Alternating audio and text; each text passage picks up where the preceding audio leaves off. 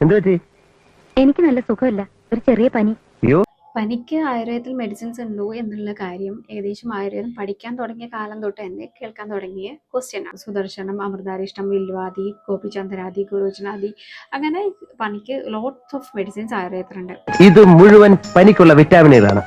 പിന്നെ ഈ ഒരു മെഡിസിൻസ് നിർണ്ണയിക്കുന്നത് രോഗിയുടെയും രോഗത്തിന്റെയും ഫലവും അവസ്ഥയും അനുസരിച്ചായിരിക്കും എന്ന് മാത്രം. വൈറൽ ഫീവർ ഉള്ള സമയത്ത് നമ്മൾ ചെയ്യരുതാത്ത ചില കാര്യങ്ങളുണ്ട്. നമ്മൾ ഹെവി ആയിട്ടുള്ള ഫുഡ് കഴിക്കാൻ പാടില്ല, വളരെ കുറച്ച് മാത്രം ഭക്ഷണം കഴിക്കുക.